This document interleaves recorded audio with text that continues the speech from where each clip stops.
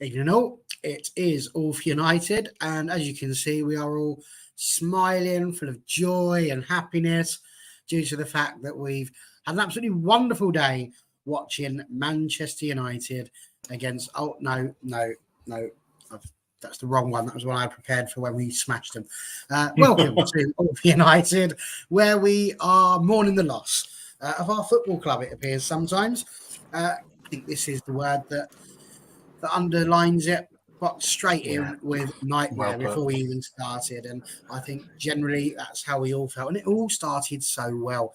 We'll get round to that. But just before we do, let's get round to the gang and see how they are doing. Mr. Dan, co-host extraordinaire, how are you feeling today? I don't want to talk about it. Yeah, which is probably not the right place to come to if you didn't want to talk about it. But there we go, contractually obliged and all that. We do have somebody who was there. You know, if it was possible to feel even worse, this is the one you can imagine. If there's one thing worse than listening to it on the radio or watching it on the telly, I'd imagine it's actually being there, Andrew. How are you feeling? Yeah, very annoyed by today. Very annoyed. So far we're doing well. We've managed to keep all answers within 5 seconds. So if this continues, it's going to be the shortest show in the history of All for United. I gave him an intro on Twitter. I'm going to give him the same intro here. It is the tea and fly killer himself, Bainesy. How are you, sir? I'm good, man. I'm all right. I don't know. I don't know what to feel. I really don't. I'm annoyed. And that's probably about it. To be honest, we'll chat about it, won't we? But yeah, not good. We certainly will. Connor's in, and I wonder who he's talking to. I'm gonna take a guess at Andrew. Let's see, the poor guy's been on WFC last night. He's had loads of them there now. Honestly, they're just piling up, aren't they? These problems. If you don't laugh, you'd cry. Box, you're absolutely correct. If you didn't laugh, you absolutely would cry.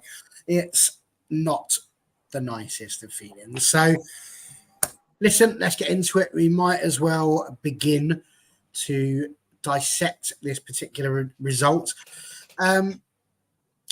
Andrew, you were there. It probably makes sense if you kick it off because the first 19 minutes sounded absolutely amazing coming through through TalkSport 2, which is what I had to listen to it on. It sounded really, really good. Was it as good as that in real life, in person, watching it in the flesh? I was going to say, the first 20 minutes, we looked at it and we definitely had our moments. I mean, Rashford and Højlund were linking up really well as well at points. And then it's almost like Brighton settled more into it. I think De Zerbi said after the game, he said, we set up in a different way. They were expecting us to play one way and we came out in a different style. So as soon as they settled into it and once they scored, they settled down. They just worked us out. I mean, obviously Ten Hag tactically, he was having to compromise with the team, today as well. We had lots of Mount, Varane, Shaw, Malacia, Amarat, were all out with their injury. Even Wan-Bissaka wasn't starting because I think he fell ill during the week. So, there's a lot of, injuries as well. The situation with Sancho and Anthony just made Ten Hag, change everything tactically as well. And when we saw the team sheet, looked like Bruno was going to be out on the right side, but it seemed that wasn't the case. I feel like McTominay was more out on the right at times. So it's definitely a different way Ten Hag set up. It was more like a 4-4-2 formation. So with Rashford and Højlund as primary attackers as well. So for the first 20 minutes, it seemed to be working, but let's say Brighton worked it out, and I think they started, passing and moving the ball, and then having more control of the midfield, and just lazy defending for the first goal. Literally, you let that ball go all the way through, and I'm just thinking, just had to be Welbeck that scored against us, because he did it against when he played for Arsenal against us. But yeah, first 20 minutes were good, and then all went downhill very fast. Yeah, it definitely did do that. I think there's nobody will argue with you there, Andy, at all. Bainesy, for you, was it a particularly frustrating moment? I mean, it's the fact that it's Danny Welbeck, the fact that we'd been in control for 19 minutes and we're looking good. I mean, Dave's just put there, they sat back for 15 to 20 minutes just to watch what we were doing, see what we did, and then undid us, basically. He's put it down as stroll on WSL. Absolutely, we can't wait for the women's one. Let's hope that doesn't kick off as bad as this one has. But yeah, for you, I mean, like I say, it was a cracking opening, really, really good, and it sounded positive, like we were going to do it. But I've got to be honest, I was sitting there going, we're going to need to take one of these chances in a minute. So I don't want to be sitting here in the second half feeling, you know, like we've shot ourselves in the foot again. And lo and behold, 20 minutes in, Welbeck's in. Yeah, it was a bit up and down, wasn't it? Because we came out of the Arsenal game, but actually, I don't know if "relieve's" the right word, but we came out of that game thinking, you know what? Actually, we didn't do too bad. We were all right. We were on top at parts, and we played our game. And Højlund came on, and he was dangerous, and we had the offside and the goal, and how they got their late goal. And you came out of that Arsenal game thinking, you know what? Actually, we put in a decent performance. And then, you know, the first 20 minutes today were positive, and should have put, again, like you said, should have put chances away. But I just don't know how many times now that this defence or the team just makes silly errors and put teams 1 or 2-0 up. We had it at Nottingham Forest before the Arsenal game, and they went 2-0 up in 4 minutes. Yes, okay, you know, it's in 4 minutes. It was a bit of a freak. But if you take away the time and look at the individual goals that we conceded against Forest, it was individual errors. Like, it was silly mistakes. And you can't, in the Premier League, you can't go 20 minutes being on top of a team, not taking your chances, and then defending like that. You just can't. You cannot do it. You cannot do it. Yes, you know, there's comments about you know, they sussed us out. They played a different style in their 20 minutes. But the issue is that if we had actually defended well and not given mistakes away for that first goal, we would have got the first goal because the game was under control. Now, you play great for 20 minutes and then you go and concede a goal. You just think, oh, fucking, what's the fucking point? And that's what it feels like. And honestly, that's what it feels like. Now, you can say the Højlund goal was, some people say it's on, some people say it's off. There's 14 different fucking angles that you got. VAR only seemed to have one, which shows the ball was off. And then you look at TV angles from fucking China, and it's like the ball's completely on, or whatever. Look, there's no point skipping that. My worry is how we start the games. And if we don't take our chances, inevitably, I always think we're going to make a mistake here and we're going to go 1-0 down. And it always seems to be fucking Brighton as well, which pisses me off. But yeah, I don't know. There's so much I can say about this. And a lot of people seem to be questioning the style of play. Why does it take United managers 1 or 2 seasons to try and implement their style? But when we've got Postecoglou at Spurs and we've got De Zerbi at Brighton playing this wonderful attacking football, but for some reason we're not seeing it at United. Now, it could be obviously personnel. It's personnel. We know what Ten Hag can do with his Ajax squads, but I don't know. It's the scapegoat last year was Maguire, even though he hardly played, and De Gea, right? They weren't on the pitch today, and we had the exact same performances and exact same result. So who are we looking to blame now? Because Casemiro doesn't look up to it. Martinez doesn't look up to it. Rashford started the game well. I think he was in periods. He was decent. Højlund looks a delight as well. Reguilon came. He started and he looked bright. But there's so many players in that first 11 that you just think, they're not up to it.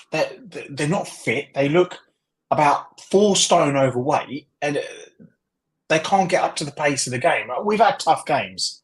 We've had Arsenal. We've had Brighton. Now we had who else did we lose to? What's someone else? Spurs away. We've got Bayern on Wednesday. Is it? Is it Wednesday or Tuesday? Wednesday.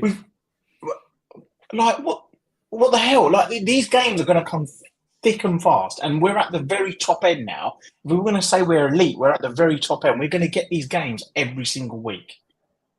I don't know what to think. It's certainly not good enough. We've got a lot of people. I know we've got a lot of people out with Amrabat and Mount, and I know Shaw's out and Varane, but like, why is the standard drop so much?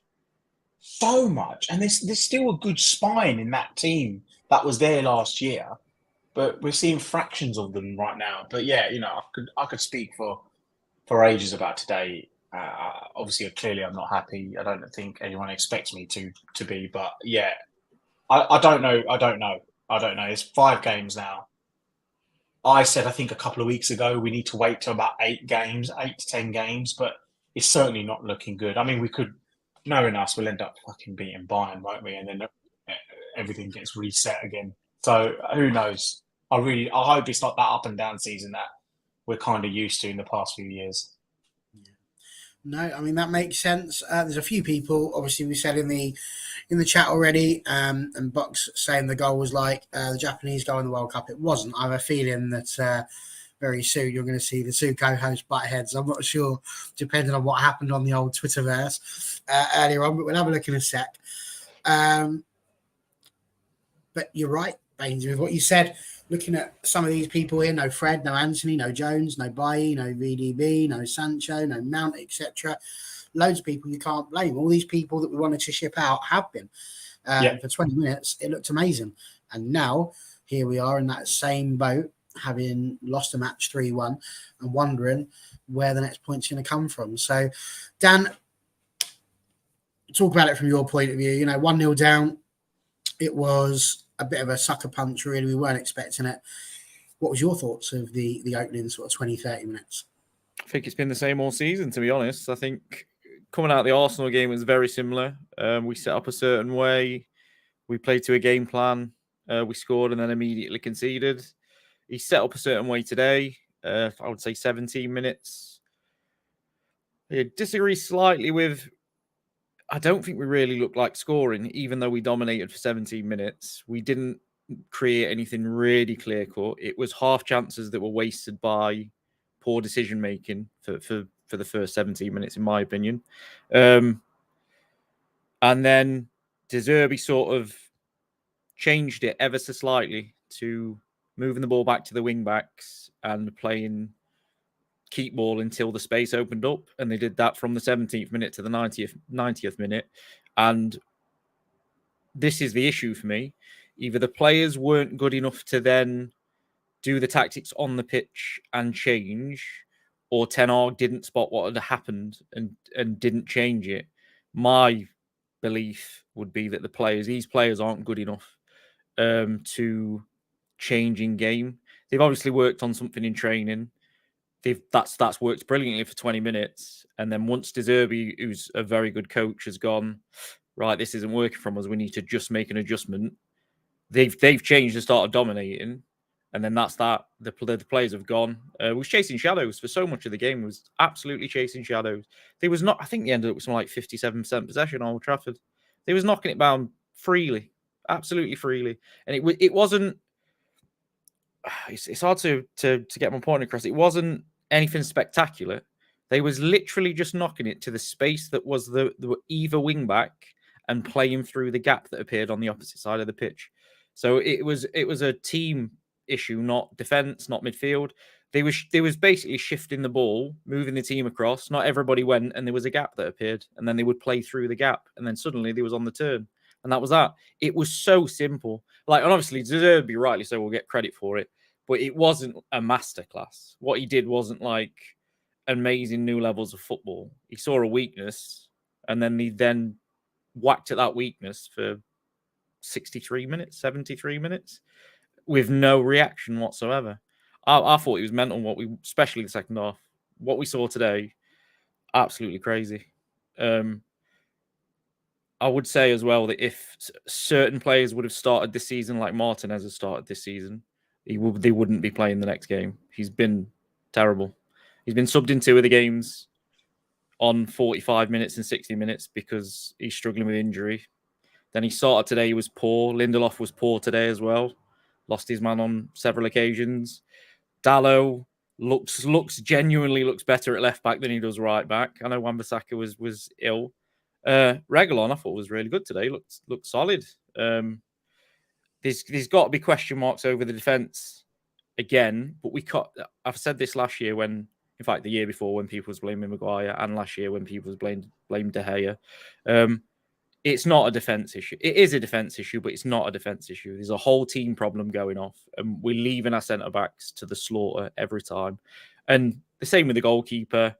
Yeah, we've got a bit better at playing out from the back, and our turnovers higher up the pitch are better because of like a direct reason from that, but they're still leaving him lamb to a slaughter. I'm not very positive at all after today. I think it's going to be a tough season. Just quickly to jump in on that, right? And I'm not, everything that you said is absolutely bang on the nail, right? But what I hate about everything is if Maguire was playing today, it's his fault.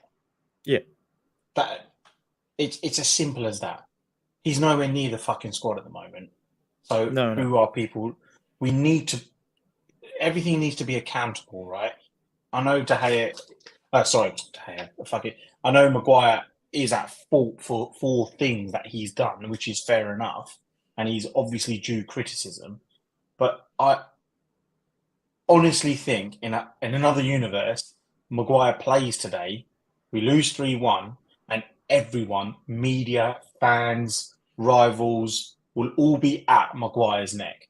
Like, it's your fault. You're the reason why we've lost. They would have made some weird fucking clickbait title, or they would have clicked up a video somewhere of Maguire being out of position, and all of a sudden it leads to a goal.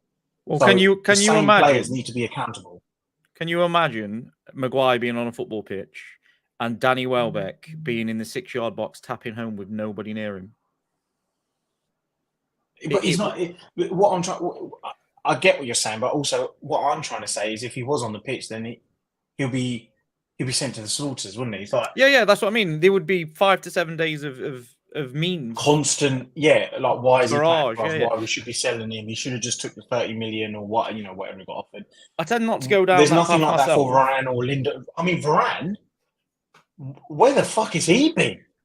I'd imagine the guy's always fucking injured. Yeah. He's always a sprint away from an injury, unfortunately. No, but I don't want to do that, because I think that we did it. I did it to De Gea last year, and then did a big piece on De Gea, and it changed my mind immensely about him, to be honest. And then I don't like people doing that with Maguire. I don't think it's Lindelof or Martinez's fault. They both weren't very good today. There's failings in front of them as well that is causing these issues. I don't think you'd ever watch an Arsenal game where a striker arrives into the box completely unmarked. You would have a centre midfielder or a CDM following or near, or someone would have covered. It's a tactical problem. And we've gone through 4 coaches, three managers with some of these players. There's got to be a point where you look at, even if they are really good footballers on the day, are they getting the side of the football that we actually need? So we mentioned it on the other show. We was linked with John McGinn a few years back, and everyone laughed it off. That is exactly the sort of player we need. A player that's tactically aware, maybe not the best footballer in the world, but knows he's going to do a job, stick to that job, and do it efficiently. You look at Brighton, and Brighton's such a good team because they've got 2 players at every position that know exactly what they're doing. Solly March is not a world-class footballer on the face of it, but in Brighton's system, you wouldn't swap him because he's absolutely immense at what he's doing. And this is the problem with Twitter fans and the difference between, like, people that really understand football. Football's not just played with a ball at your feet. It's in your head. It's learning patterns of play. And this is what Brighton did, how they killed the game. They knew there was a pattern of play, and that was just rinsed and repeated for 73 minutes.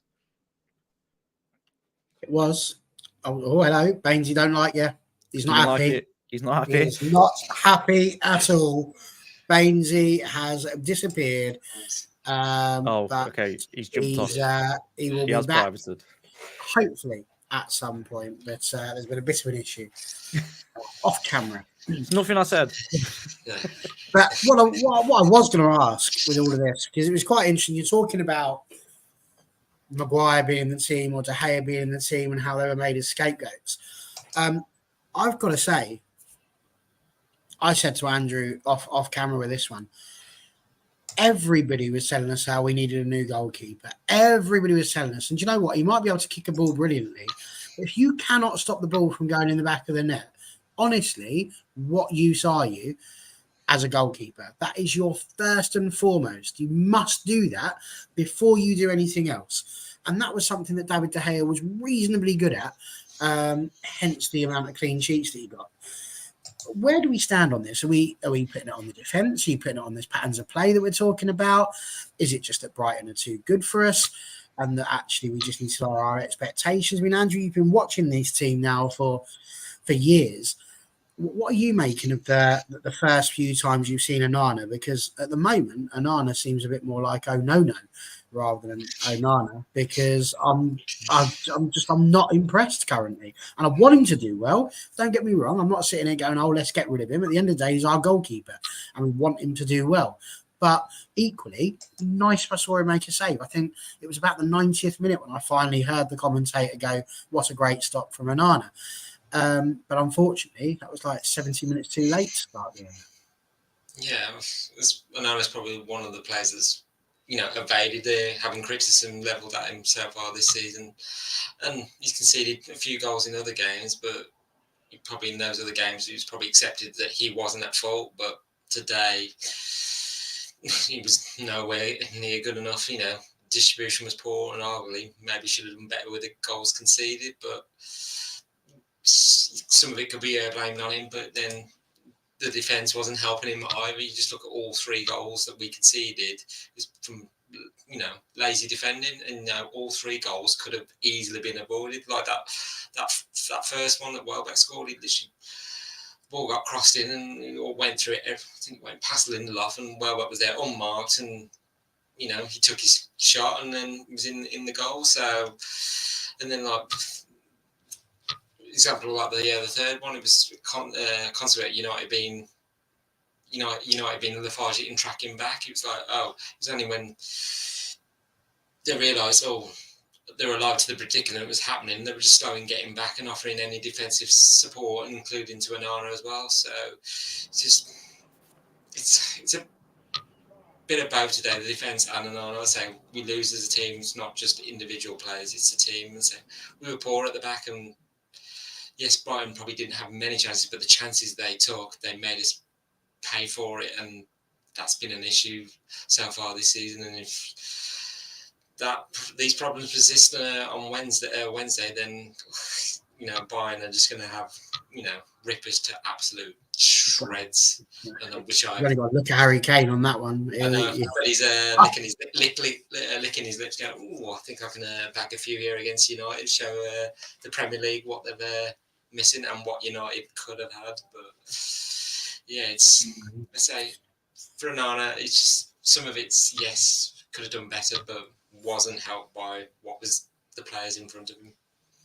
I mean, Dan, where are you with it? Because Box put us here, maybe play Onana centre back, but I mean, in all seriousness, the back four actually seemed all right when you looked at it on paper. Dallo at right back, we have Martinez back in the team.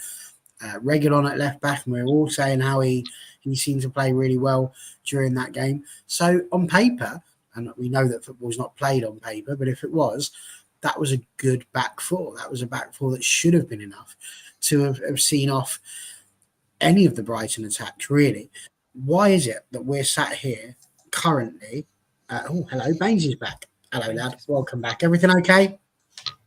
Yeah, sorry about that, boys. My daughter fell over and she split her lip.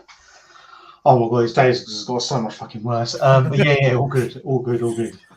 Brilliant. Okay, well, we was a little bit worried there. Sorry, no, all good. So my wife's not very good with blood and blah blah blah. Yeah, so it's all good. It's all good there. Thank you. Good. As long as You may all is well. continue. Well, thank you very much. Very, very kind of you. Dan, I was in the middle of saying the back four. It should have been all right. What do you make of it? Where is this disconnect currently between the defence and Onana? Obviously, there's been Jamie Carragher in the newspapers going absolutely mad because Onana shouted at Harry Maguire, and Maguire was so weak he wasn't able to shout back. It's just, honestly, we are just a tabloid's wet dream at the moment. It's ridiculous. What is going on? My opinion is that Casemiro can't play in a single pivot. I think that's been an issue. I think it's pretty clear that it's an issue. The issue is nobody seems to be able to then play that role next to him for what we need. We very much need a simple signing in terms of a footballer, but one that is very rare that you don't find, which is sort of, I'm not going to say Paul Scholes because they're 1 in a million. But we need a Michael Carrick, someone that just sits in front of the defence, nicks the ball back with his mate, and plays a simple ball to a playmaker like Fernandes and holds his position. It's a really simple thing to want, but there's not that many players that are very efficient. There's a player that's gone under the radar today for Brighton, which was Gilmore, who was fantastic at doing that, just pinching the ball back, starting the attacks, easy peasy. And this is what I mean by I'm trying not to... Amrabat hopefully can do that. Yes, Box. That's what I was going to get at, actually. I'm fingers crossed he's that guy that just sits next to Casemiro and lets Casemiro, because Casemiro is not a holding midfielder to the sense of like a Makelele of old kind of thing. He's nuanced. He's normally playing next to much better players and feeding off them. I don't want to blame just the defense. I think it's an issue we fell into last season, the season before. It's how De Gea got all the grief that he got. It's how Maguire's got all the grief that he's got. If you remember, Dalot and Wan-Bissaka had this same thing middle of next season, which is better, which is worse. Ultimately, while the tactics are wrong and the team isn't working as a unit, we will keep having these problems. None of the goals today were glaring defensive errors, which you can accuse Maguire, for example, of making on occasion. Varane has made a few of them as well. It was more just lack of awareness, not following what you would normally do in a defensive structure, for example. There's so many ways of fixing it, but it doesn't look like the players are capable of doing it. It's genuinely being aware of where the damage is going to come from.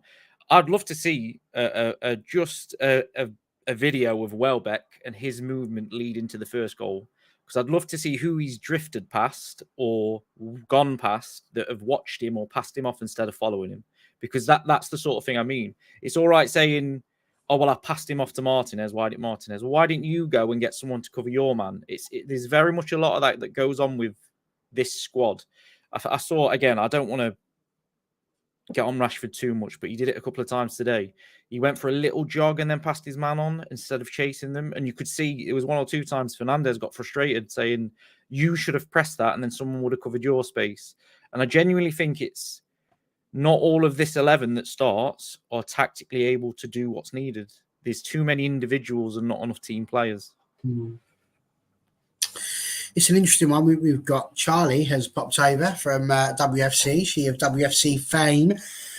She has a number of world-class players have come and gone from Man United over the last decade, and so few of them performed at the level they had at previous clubs. Why is this?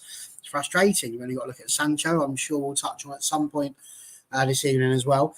Something isn't right with the club as a whole. Is this filtering down and affecting performances on the pitch? I mean, it could be. Listen, Bainesy, I've got to ask you, because you obviously just left just as I was asking the question, but effectively what we was getting at is that we had all this. You was talking about Maguire and De Gea and how they were the scapegoats. But with De Gea gone, we're struggling at the moment. And Onana doesn't seem capable of stopping the ball from going in the net. You look at the last 4 games that we've played, we've conceded 10 goals. And that can happen. You know, that's 2.5 games a goal.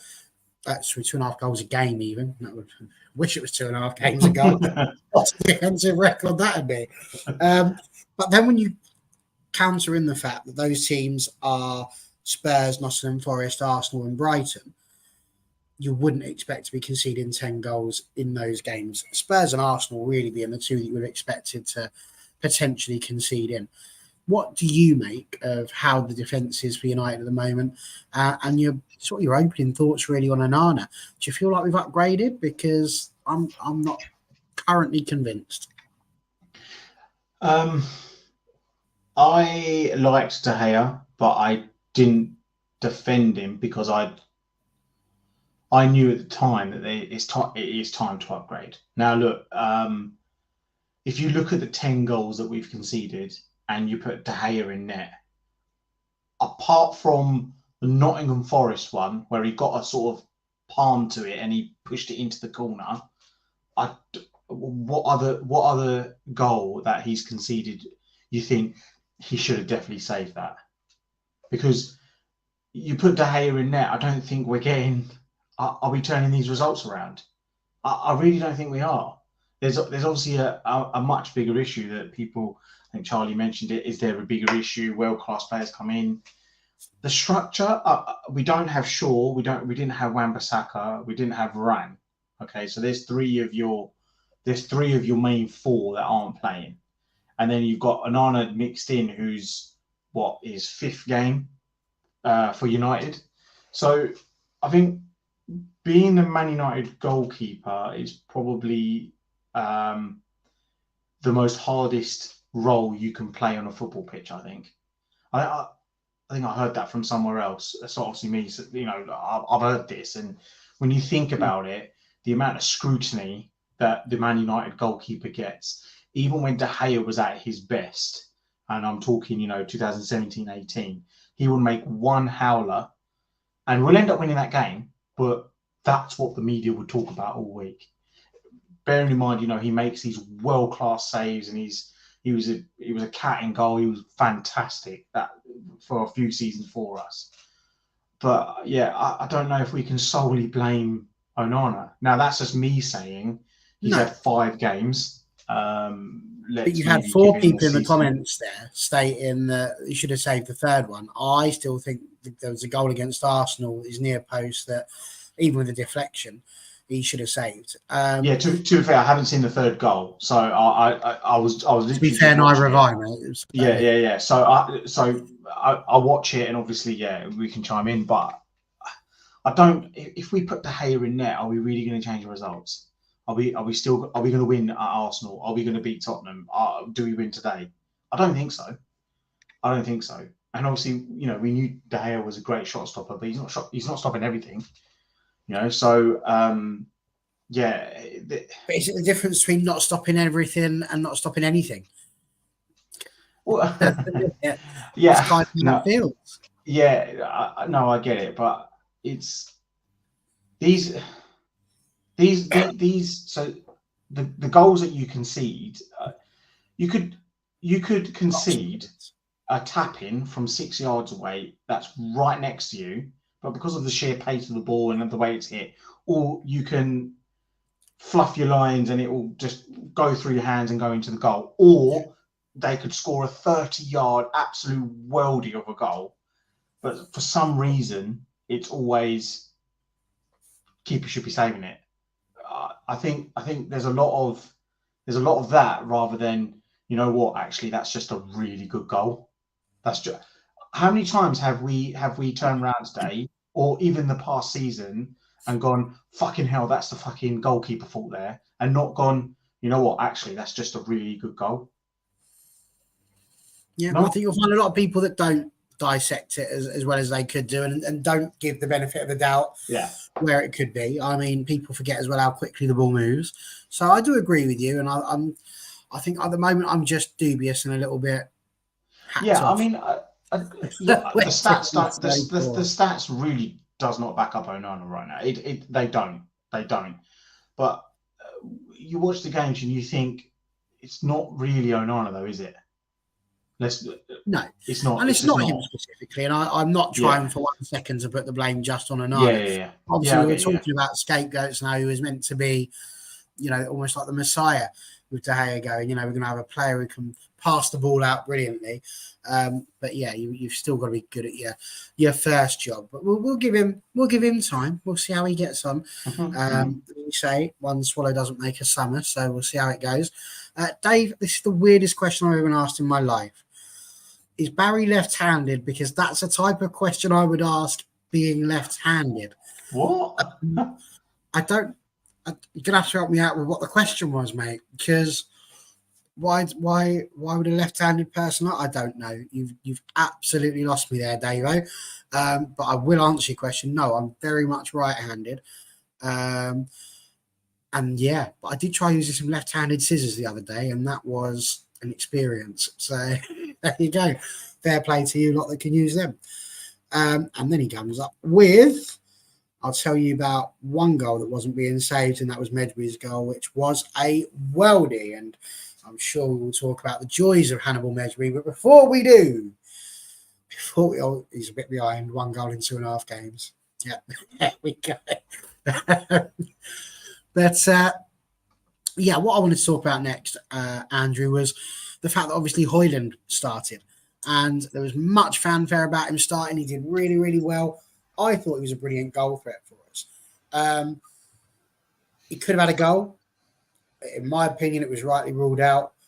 And then, of course, he was taken off. And wow, the chorus of boos that I heard coming through the radio was just deafening. People were not happy to see Højlund come off, were they? Was it that bad there? Was it that bad? Well, when I saw Martial and Hannibal waiting on the sidelines, I was like, okay, Hannibal's coming on. And then I saw Martial. I thought, I hope that's not for Højlund. And then I was like, then Hannibal came on for Casemiro, and then I saw the board go up, and I went, oh, it's number 11. It is Højlund's come off. I was like, oh no, he shouldn't be. I thought Rashford was probably going to be the one taken off, because points in the second half, he looked bit dead on his feet, and I was just thinking maybe just he'll bring him off and Martial will go up top with Højlund. But yeah, it was literally initial shock and then the boos, and then obviously when Højlund went off and then Martial came off, we did clap and cheer. So just yeah, it was the first time I felt a little bit annoyed at 10. I was like, ooh. And I was like, well, if we get a goal back, he's probably one of the players that's going to get us a goal. And I was thinking, get one back and get another, and then. But it was just, Højlund, him and Rashford together looked the dangerous duo, and especially in the first half, it's causing loose dunk and the other Brighton defenders a few problems. But the chances we were getting, we squandered them, and it just. Brighton made us pay, and it left us a mountain to climb. And as we struggled in the second half, it was just the challenge was getting insurmountable. So, but yeah. I mean, what do you make of what Charlie's put here, Andrew? That Rashford should have passed a bit more to him, because ultimately they're strikers, and the best strikers can often be seen as greedy. But then you only get called the best strikers if they go in the back of the net. So it's a double-edged sword, that one. I think there's 2 points in the second half, if I remember. Rashford got to the bar on 1, and I think he cut it back, and I think Højlund had just gone too far, so he was literally virtually in the goal, so he cut it back, and no one was there in the middle to. I thought if Højlund just maybe stepped back, he could have been waiting there in the middle. And I think 1 point Rashford went like the byline again and nearly took it over and gave a goal kick to Brighton, but cut it across, and then Højlund was nowhere near it either. But to be fair, they look good together, and just going to take him time. And I just think down that left side, Rashford and Reguilon, I just think as well they were providing the width, and which will help Højlund, but it's on the right side that it's another different story. Just fell to Delo to provide most of the width on there, and he was having to defend as well. And it's clearly we needed a right winger, but with Sancho out, Anthony on leave, it's just and Palestri was the only other natural winger. He was sitting on the bench, and it's just we needed more width. And I think what made it more disappointing as well was because of that lack of width, Brighton managed to rip through us, and despite the abundance of numbers in the midfield, we was just all over the place. I mean, even towards the end of the game when Ten Hag made the other 3 substitutions, I said to my friend, it looks like Bruno Fernandes is at centre back. I was like, is he? And then he said, oh, it's probably the quarterback role. No, he was centre back. I was like, well, this isn't clearly working, but yeah, it's not good. But yeah, I think in time with Rashford and Højlund, it will come together. It's just that left side. I just think it's on the right who we get to be feeding Højlund. I don't know who that's going to be unless Sancho starts apologising and makes it up with Ten Hag and he comes back in. Who knows? You know what people say that about Sancho, but he went and watched the under-18s this morning. So, I still don't know what to make of that, but that's another question for another time. Charlie knows full well that that's a blue half of Manchester saying. She's not silly as our Charlie. But, I did think that when she said it as well. To be fair. Just quickly, before we get to that comment, I've just seen the 3rd goal. I don't know if he does save that, Even though I'm like... No, what I'm going to do is watch a match of the day, baby, and I'm going to text you. Yeah, do it. Because he's full stretch. He does get a fingertip to it, but he's full stretch. So maybe positioning, maybe. Yeah, and De Gea probably would have maybe done the same. He got a fingertip to it, but... I think maybe wrap it around the post or something. Maybe. Maybe, but yeah. It's if buts and it's how it got to it's the not going defending to cost us and why it got there. The defending for all 3 goals are atrocious, and it does come from the midfield. Eriksen doesn't track the man on the 2nd goal. The 1st goal's atrocious. It's just honestly. Well, got into all that free space. It was Casemiro. You could see clearly. Casemiro back and I think he brushed it and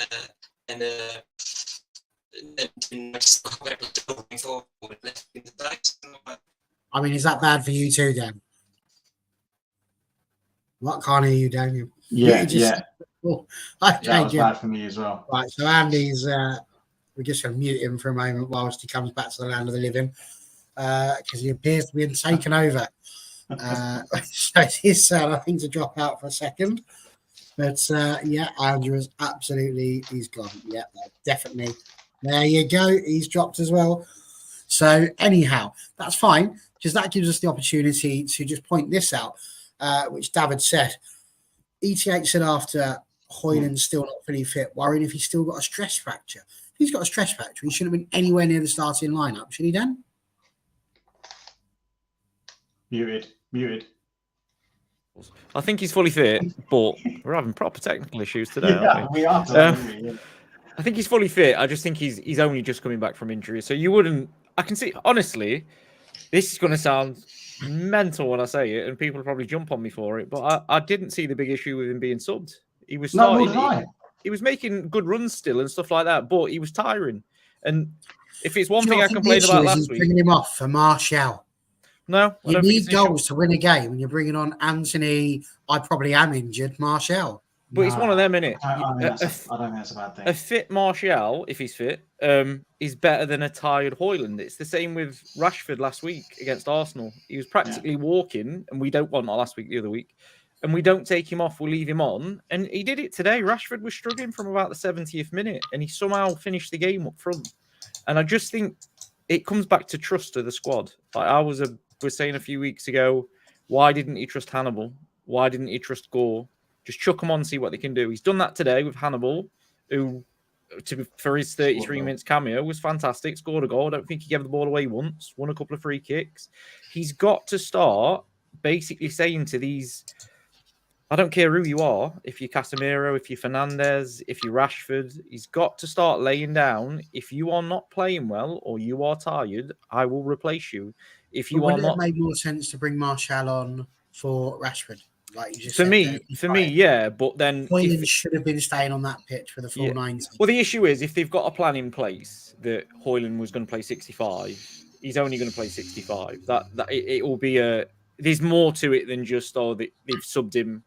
They've probably got a plan in place for the next 4 games where he plays 60 minutes every 4 games, and then they'll You take him off. you can't have that injury and then play him 90 minutes. You just No, you're gonna match injure him fitness is so much different to fitness as well. again. Yeah. I've just seen that comment. That was good. Oh, Dave. Okay. I think what he's basically saying there is that Martial's not even pony, which is a bit of a worry. But there we are. Right, well, listen, let's get into our corners, shall we? Red corner and blue corner. Because I thought you meant the corner taken then, because I wanted to mention that imagine. actually. I mean, 8 corners and not one decent one. that's just not a surprise for Man United, though, is it? We haven't been good at we corners don't for score. We years. don't score. Didn't we hire a coach especially for this 2 years ago? But he went away, didn't he? I repeat, we've not been good at set pieces for years. It's awful. If it's a coach, it's broken down. I've only just got that. Fucking hell. Oh, my God. It's been a long day, man. Oh, you poor thing. So listen, these photos, Connor's probably going to kill me for throwing these up here just purely because they come straight from your phone. So I haven't edited them. But this is what you tried to put in on Twitter as Correct. saying that this ball does not go over the line. Right. And I get it. I get what you're saying. I get where you're going. At that picture, the ball has not crossed the line. But on this one, it definitely has. And I've zoomed in, don't worry. What you need to recognise, in my opinion, on this one, is that on this picture, look where the defender's foot is. He's not moved forward enough yet. When he gets to this bit, it's a later frame. So whoever it is who's put that first picture in has forgotten the fact it's irrelevant, all the rest of it. That ball has 100% crossed the line. So my issue here is if you put the second picture up. Second one, which one? Second one. This one? Yeah. The really poor one that had very little. Yeah. So on that picture, on that perspective, you can see. So people are saying you can see grass. Correct. So because you can see one, grass, then the ball must be out. But that's not the case because of the perspective. So because it's not straight down the line, so there's quite. I haven't got them to show you, but there's quite a few of a World Cup goal, and the ball is out. Yeah. It was in Japan. Yeah, it was Japan, and the ball is. There's a picture, and it's out. It's clearly out. It's clearly out. But then the tech comes up, and it's in, and it's this perspective of the angle because it's not straight above or straight in line. The overhang of the ball is bigger than people realize. So even though there is a gap and you can see grass, it's still in. We had it. I don't know whether people are able to remember. We had it against West Ham in the FA Cup a few years back. Where Henderson kicked it out. No. Souček's got the ball on the line and it's bang on the line. And all the pictures make it look out, but it's in because the overhang of the ball is literally because it's not the bottom of the ball that's got to be out. It's all of the ball. So I think if that goes to goal line technology, that's in, not out. And my issue is not that they've said it's out. It's a strange one. So you might agree, you might disagree. What I'm saying is for every image you can show me that the ball is out, I can show you an image that the ball is in. So how have they come to the conclusion that he's definitely out? And I know why they've come to that. Right. So from a technical look, I'm an IT professional, right? So from a technical point of view, the issue with VAR in the Premier League is that the technology is not up to standard. So in the World Cup, they use specifically designed cameras that shot everything in 120 frames per second. Yep. Now, that I think it was 120. I'm sure it was, right? So that's why. So when you in the Premier League, I'm pretty sure it's shot at 60 frames per second, and that gets then streamed onto our TVs and BBC and all that, blah, blah, blah. So we watch TV at 60 frames per second, nice and smooth. The cameras that they were using at the World Cup was 120 frames per second. Now, we didn't see the 120 frames. That was the technology using high sensitive cameras. So, and I'll tell you the difference between that is when you go from one frame to the next, the jump on 60 frames per second to 120 is bigger. so much bigger. It's Yeah. a lot bigger. So VAR simply do not have the technology to go, I need it to be a little bit over. Sorry, we don't have that. This is the next frame. So the next frame shows us that it's in. The other frame shows us it's out. Whereas if we had better technology, 120 frames per second cameras, it would have shown us completely different angle. Or, you know, you've got technology. The World Cup had the goal line technology around the whole pitch. They did, yeah. It was completely negated. I don't know why the Premier League doesn't have this, by the way. One of the richest leagues in the world. This is my problem with it. So if the linesman would have give the ball out and you can't show it to overturn it, it should be out. But there's no 100% conclusive that ball is out of play, because you can show angles. There's more as well that show it out and show it in from each different way. So how have they come up that is definitely out of play? They've guessed. So to guess, they've gone away from the ref's decision and guessed that it was out. But you definitely can't use that. Is it? I mean, that's the one you threw in there, and you can't see through his foot. You can't see. So no, but really. Dan's point about the frames per second. That frame is the from the back is the only clear frame. And then when they moved it on, the ball was blurry and his foot was blurry, so they couldn't use it. But that would have been the perfect frame, but they didn't have it. So they've gone with the. It's just a strange one. It's just not conclusive, and it's not like goal line technology. That to me is incredibly conclusive, and it's inclusive, thankfully, to most of the people that have been on here as well. But you can see it. See, again, I think perspective. It's not in line. So, Andrew, what are you thinking? You can see the crossbar is not in line with the line. It's slightly off. I think. So if you went to in line, the side of that ball would be touching the line. I see. The technology ain't there. Because are you saying in or out? Okay. With the evidence that I'm shown, it's out. But I know how. No. Hold on. That doesn't mean that I think it's out. It doesn't mean I think it's out. That does not mean I think it's out. If we had better tech. But what you said, the key thing there, with the evidence you've got, it's out. It's not. But the thing is, it's not clear. It's not clear and obvious.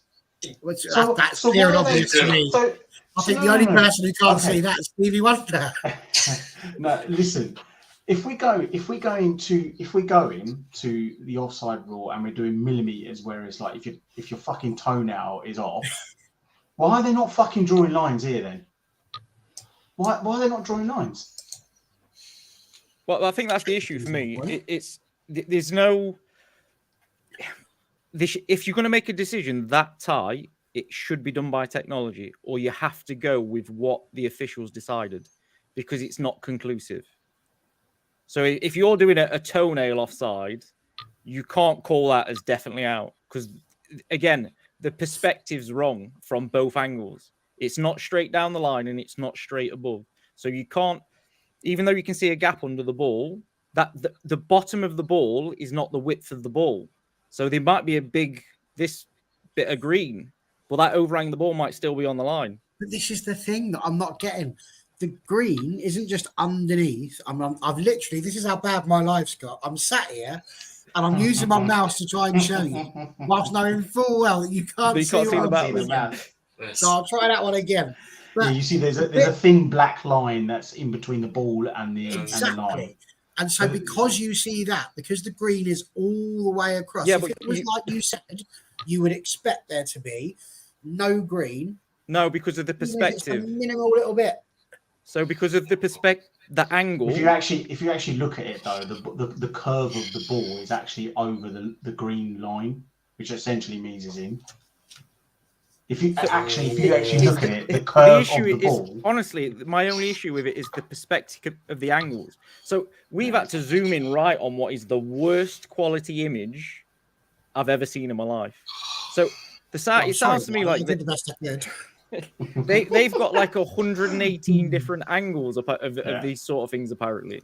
I just genuinely think they've used the wrong one. I just think it's too close to call. I don't think they had that many angles. I really don't think they have that Apparently many. they do. I don't know whether it's true. I think they have a few, and that's it. But really, what needs to happen is the technology needs to be upgraded. There needs to be a camera that follows the ball and it runs along a rail along the stadium or whatever. I don't know. But if you're going to make really decisive decisions like this, the tech has to be better. It just has to be. And this isn't tech that's going to cost billions of pounds. This is tech that's out there that YouTubers use to record their fucking videos. Do you know what I mean? This is not like we're not. Do you know what I mean? This is not like expensive shit. So yeah, there is a lot to be said for it. That's for sure. I mean, Dave's saying the crossbar ain't in line with the white line, Barry. It doesn't need to be. Like, it just does not need to be.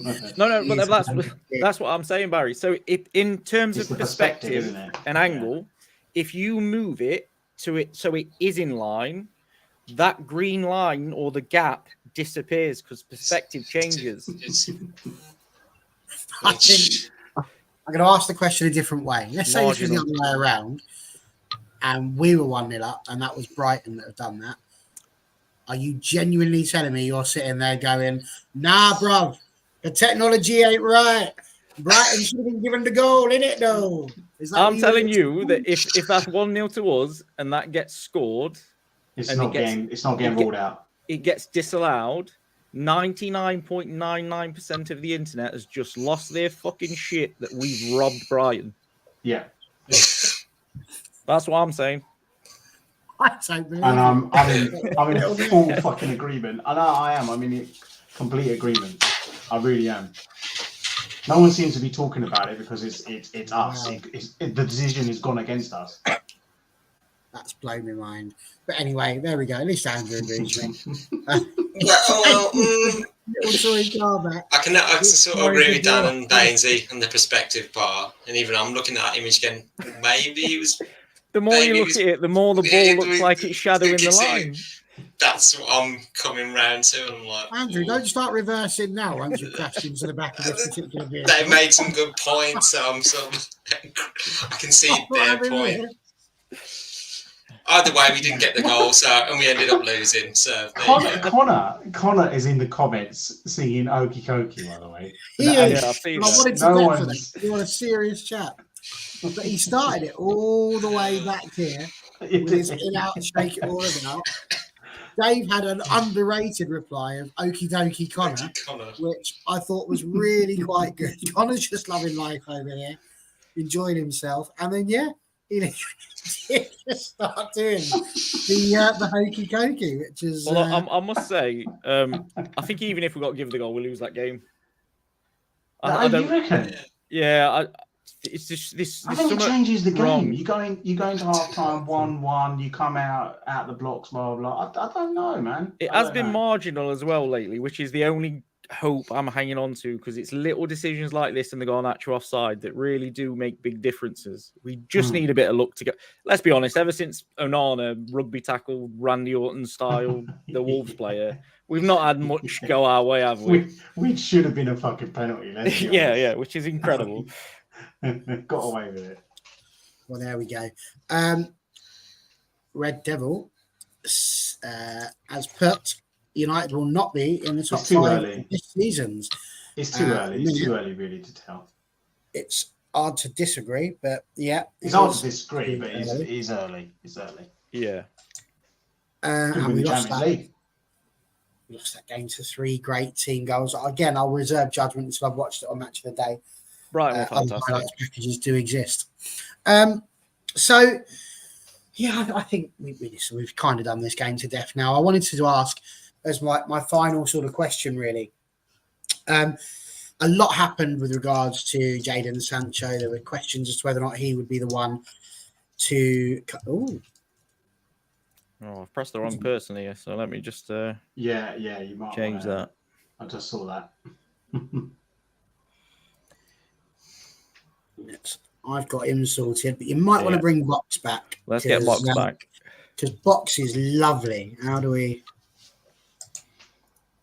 Don't you worry There's about any that. I'll danger, sort that. Connor, if you could Control lock in Z, Control Z, undo that shit somehow right bring now. Box back, that would be amazing. Because poor Box has lost the plot. Meanwhile, Mr. Red Devil has been banned and needs to get a grip of his life and find something better to do at 9:15 on a Saturday evening. Not watch the telly, or just go to bed if you're tired, as you seem to be. Standards is what I wanted to talk about, because Erik ten Hag in his press conference said that it was his job to set the standards, and it's still rumbling on this thing with Sancho. Where do we think Erik ten Hag is setting the standards? And Andrew, I'll come to you on this one first. Where do you think Erik ten Hag is setting standards? Because Bainesy started this show by saying, and I quote, the standard of football has not been good.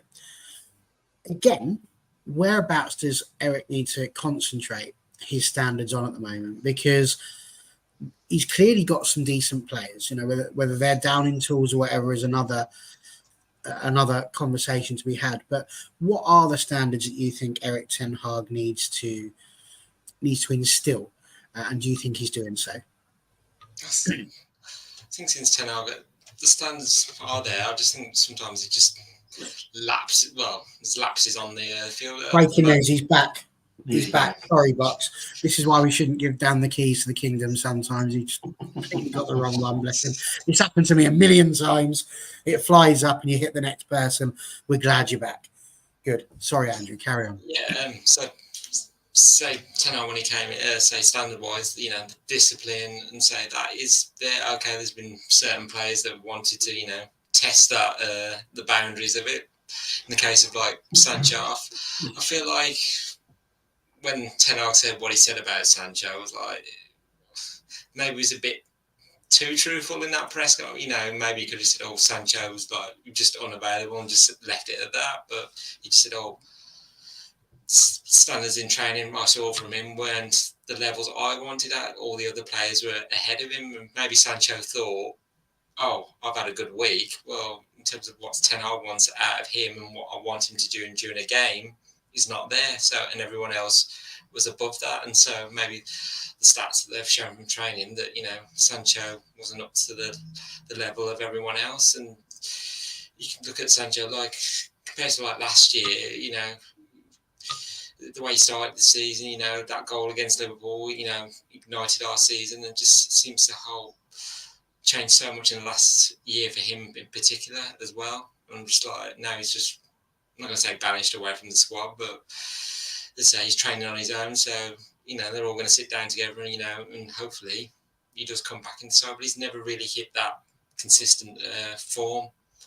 And if you look at a player like Martial, at points you've seen form from him, but Sancho, he's never quite hit that ground running. But in terms of other standards, I think at the moment it's the defence. Like the amount of goals we have shipped in these last 4 games is a bit of a concern as well. I mean, last season our defence was one of the best. We was grinding out those results, so it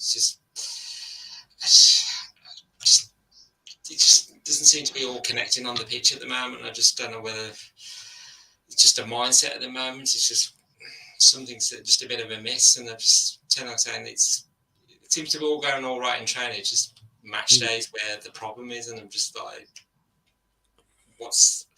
what is it that's about match day that's causing a lot of issues with the players, even especially today? There's only 4 standout players from the United squad, and the rest were, it's like it was no urgency, lethargic. It was just like, well, come on, give some effort. And we were just sitting at Old Trafford, like at points. I mean, between the defence, Lindelof and Martinez, square passes. I'm like, get it out to the wings. Okay, the right wing was, we didn't have much of a right wing, but the left side, Reguilon was like, I swear he had a good debut, and I was thinking, oh, you can definitely get the ball and get it moving. I'm just thinking, I like that a bit more from Luke Shaw. Run at the players, take him on. I'm like, but yeah, so Rome's not built in a day, and Ten Hag knew after a good first season there was still a lot to do, and I'm just like to say, still got to give him more time. We can't. I know like social media, well, trial by social media, some people want him out already. I'm just like, it's just one game, you know. We're going to lose games. It's just like how we react from it now. No, that seems fair enough. And Bainesy, I've left this one up there by box, not just so that we can make sure he's still in the room, but because he makes a good point. You know, ETH has done well to implement the discipline, but in modern football, it's hard once the players turn or down tools.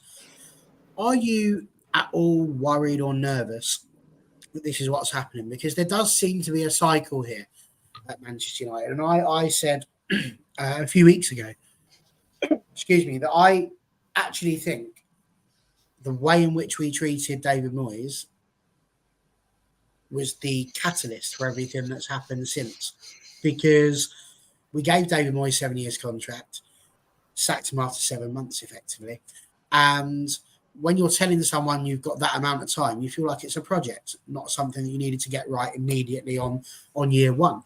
As a result, because we got rid of him, because of the clamour, he didn't even finish the season. We've then been in a situation where perpetually we've done all right, and then the results start to dip, so that we sack the manager and we get a new person in. And we're just now in like that infinity bit where it's like, oh yeah, we're doing lovely, everything's great. Oh, it's going down a little bit now. Oh, let's sack the manager. And I mean, it's that sort of time, isn't it? We're getting to the bit where we had, oh, look at that, we made the Champions League. Are we now hitting the bit where they're going to go, yeah, we've had enough of Ten Hag now. Is this the next one to get rid of? Or not? It feels really, it's like Groundhog Year. Yeah, I agree with you. It does. But when our fans and the club kind of start learning their fucking lesson?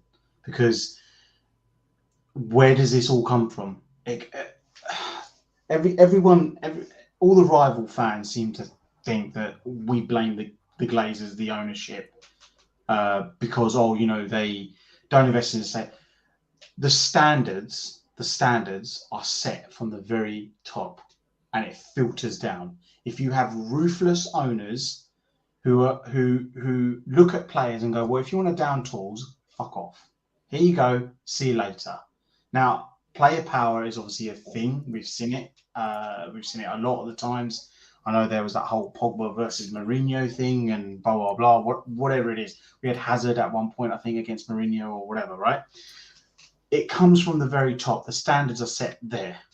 If they show a winning mentality and effort to go, no, we want to be up there. We want to win the best. We want to be the best in class here, best in class there, best training ground, best stadium, best fucking groundsman, whatever. It sets right from the top.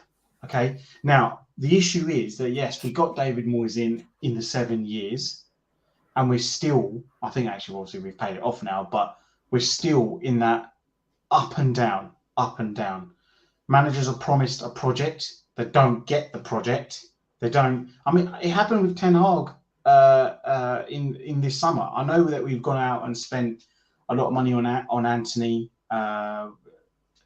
Sorry, I've completely gone blank. But obviously, we've got Amrabat in, we've got Mount in, Onana, Reguilon on loan. But did we not want another centre back? Todibo. We wanted. Were we in for Kim Min Jae, I think, as well? And we got given Johnny Evans on loan, who then came on against Arsenal with Maguire, and people were saying that it's his fault that he came on, blah blah blah. Now this comes from the top. How can Man United, the biggest club in the world, earn a revenue of 6, 7, whatever it is, 500 million, 600 million, whatever, and then they turn around and go, we've got FFP issues? What? What do you mean you've got FFP? What have you not got credit in the bank? Have you not there's better ways to run the football club? And again, this comes from the top. The standards come from the top. If the owners can leech the club, it filters down. The players can do the same thing. And we're still in this era now where we've got contracts to players. Maguire being one. The sole reason why Maguire didn't leave is because he weren't going to get a pay packet at West Ham, right? And that's down to Ed Woodward. Actually, Sancho was on 200 grand. I've got to just throw it in there because there was something that came out through Twitter today. I think it was Andy Mitten Got a He feeling did, that he yeah, was and going talk to pull out. sport. And actually, Harry talked to West Ham. United happen. stopped it. Yeah. So it was United who said, "Oh, actually, we're not so sure," and they were the same as Scott McTominay. So the offer was in, but they wanted a quick answer. They didn't get one, so they went off and bought somebody else. And then Man United went, "Oh, go on then," and then it was too late. We just spent 25 million. The money's gone. Game over. So again, that's the people in the back. It's not Harry Maguire. It's fiscal management. You look. There's some really good people out there that are, everyone calls in the nose these people that don't know anything. But there's a guy called something Rhodes. I forgot his name. He runs the Muppeteers channel. They're massive, right? They've got a Discord. He does YouTube videos, whatever. He's so in there with United. I don't know who his sources are. He's obviously got a few. Everything that United do, it comes out a day later or a week later, whatever. Blah blah. He's been top dollar for about 3-4 years, right? Every single time it comes down to it, he says it's from the very top. Our transfer budget, the reason why we take absolutely fucking ages to sign players, the medical staff, the investment into it's all at the top. So if they do it at the top, players down at the bottom are going to, well, not at the bottom, but in the middle, are going to do the same thing. So when players down tools, they're like, fuck it, I'm on a 300 grand contract. They either pay me out or I'll just sit on the bench. I'm on 300 grand a week. Who gives a fuck? And that comes from the management. They're more worried about signing the next big sponsor deal or the next big kit deal. They're not actually worried about, okay, if we start performing on the pitch, then surely we'll get more money coming in on the revenue. They don't care about that. But anyway, it's so frustrating because people don't, obviously United fans see it because we live and breathe it, but no one else sees it. No, they're too lazy to do their research. And there's a few out there that do it, but they're not massive people. They don't get hurt. So that's where, for me, that's where the standards are set, right at the very top. At the very top. I mean, it is frustrating. And Dan, taking further what Bainsy's just said there, I mean, essentially he says it comes from the top. He says that, the standards come from the top. How they behave is how it filters through to the rest of them. What was the difference then, do you think, when Fergie was in charge? Because it was still the Glazers. They were still in charge. They were still up the top. And we were still winning things. And the players, I don't think, would have dreamt of doing that under Ferguson. Obviously, still the same owners as we moved into it. What's changed? Apart David Gill. Listen, obviously, what is it that's changed? Allowed us that so much. Yeah, David Gill went at the same time as Fergie went, and it was a complete change. We didn't just have we didn't just lose one of the greatest managers of all time, if not the greatest. We also lost one of the best at his job in David Gill. But the frustrating thing for me, and I'm an avid defender of Harry Maguire, and I will be forever because he's a good defender and he's been treated like crap by the club. But from his perspective, you've seen all summer him get absolutely battered by the fan base, other teams, everybody else. It's taken the England manager to come out and defend him after he scores no goal against Scotland, which was unlucky. But yourself as Maguire, and I believe one source when it comes to football, and that's David Ornstein, because he doesn't do clickbait. He doesn't do weekly shows. He does do weekly shows, but he's not the same. They're not his weekly shows. He does interviews. He only reports the facts once something's either fell through or been completed. I think he's only been wrong once this transfer window, and that's because a player said that he had joined a club and changed his mind at the very last minute. So that's the only guy I believe, and he was the one that first reported that. Maguire never spoke to West Ham and he never spoke to Moyes, and it was Man United that cocked up the transfer because they dragged their feet too long looking for a replacement, then got priced out the replacement, and then Maguire got stuck, and then that's when you saw the PR spin of Ten Hag saying, well, he's a good defender, he could fight for his place. So if you are Maguire, you've watched as you've been absolutely battered.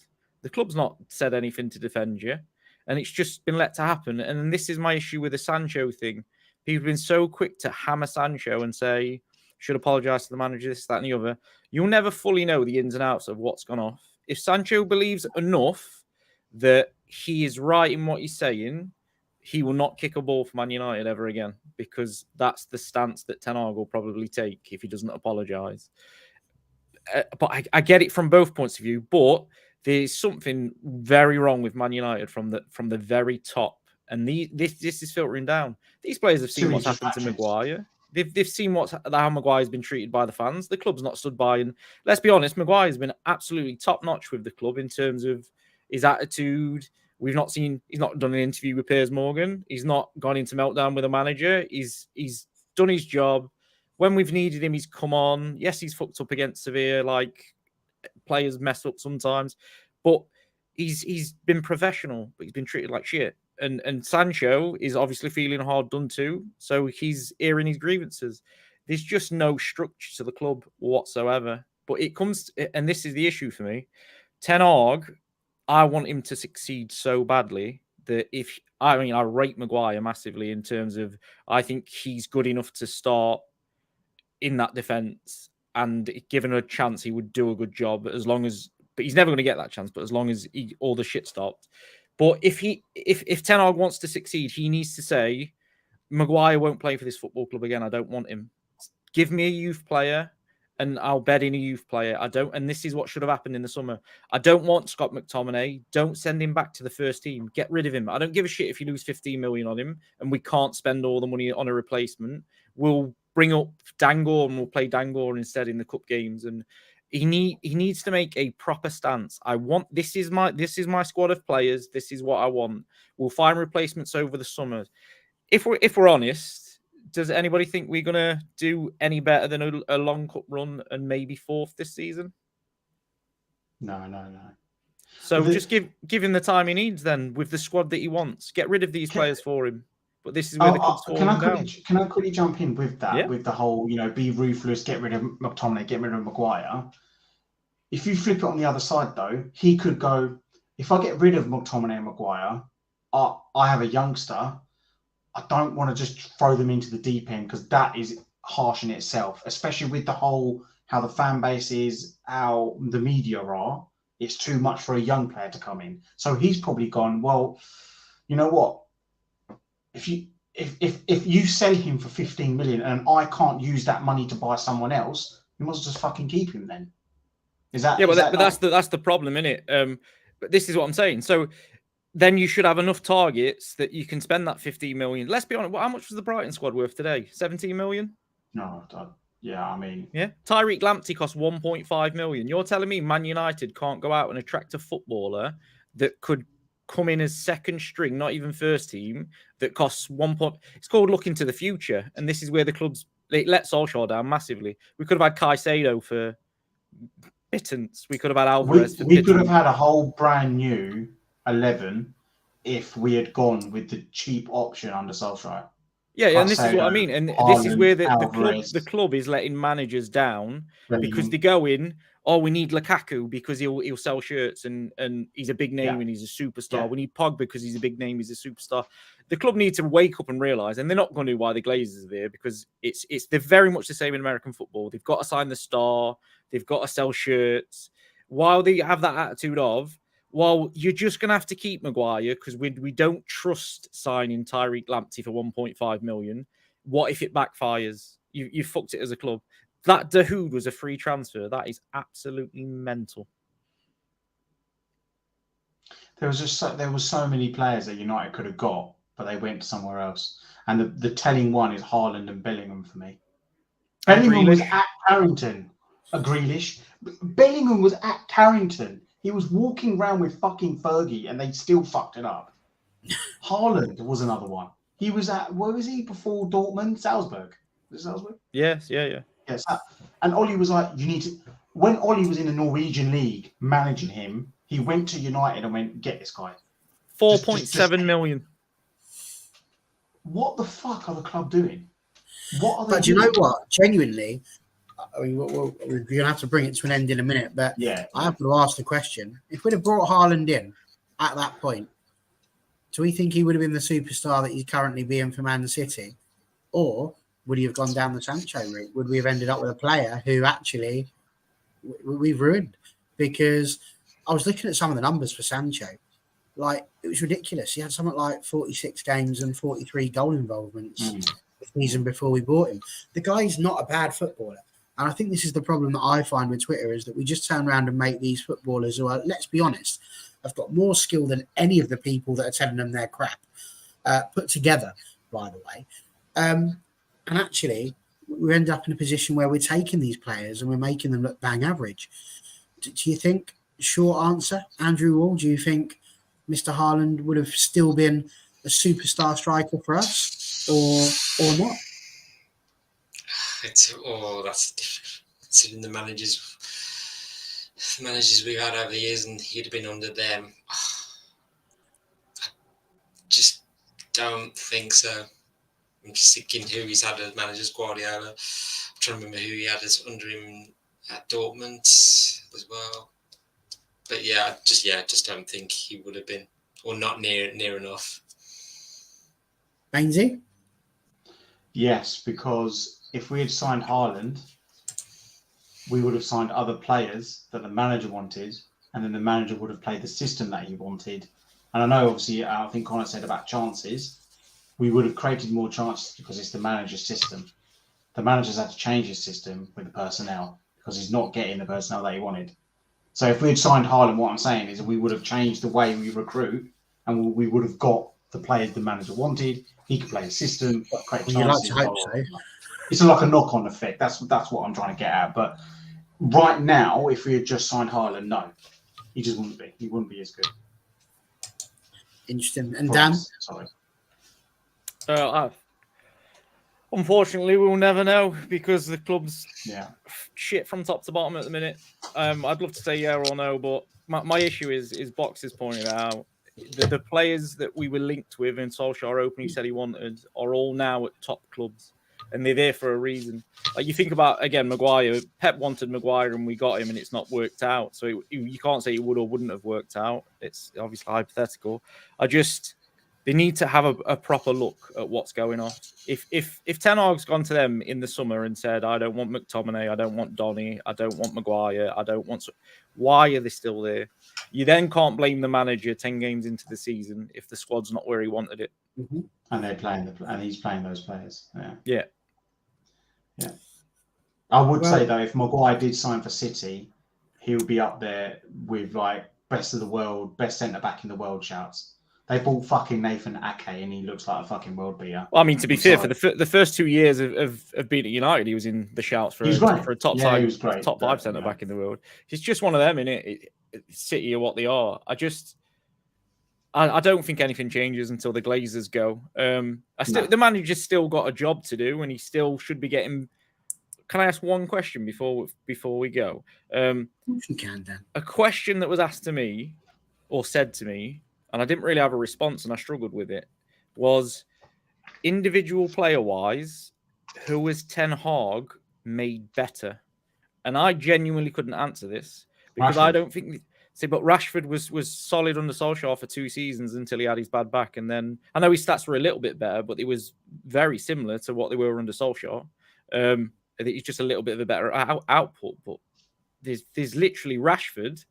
And other than that, I'm not convinced that he's active. Like, they don't look any better than when they was at their best under Solskjaer.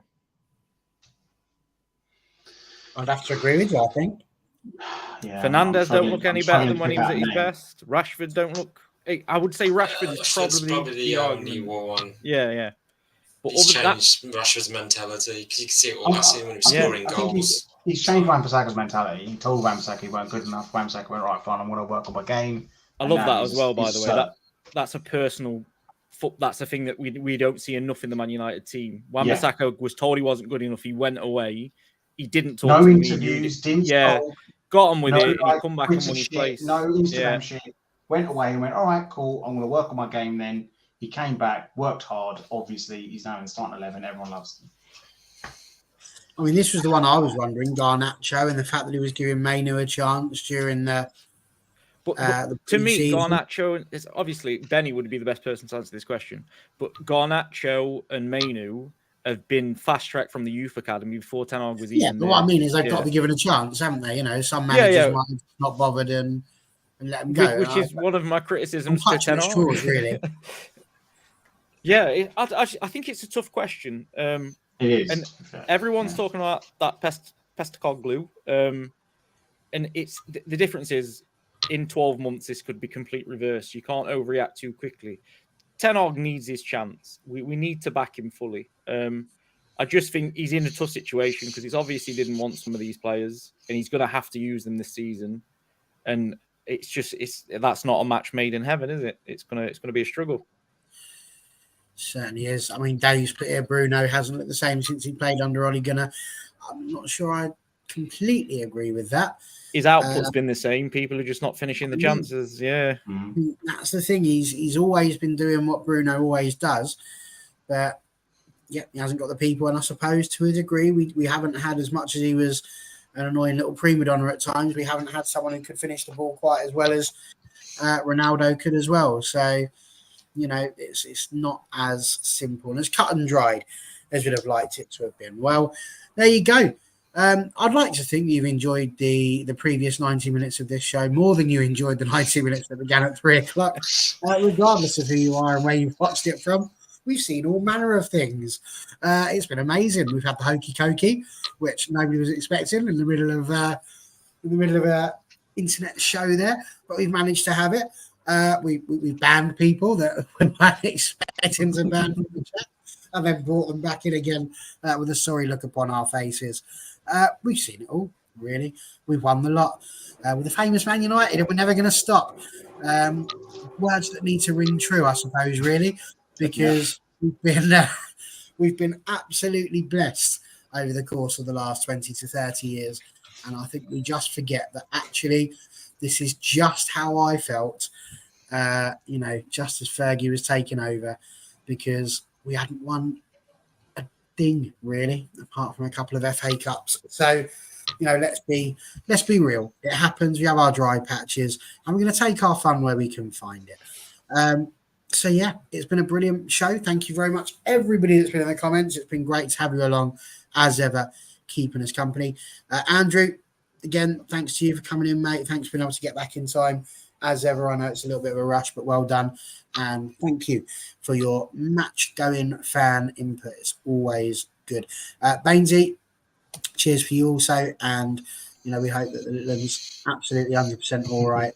And yeah, okay, thanks. Now, and there's no blood to scare you when you leave the room as well, which would be nice. So that would be that. And as ever, Dan, thank you for joining us as well. It's been a pleasure. And it was out, wasn't it? If it wasn't, doesn't matter, because we are. Good night.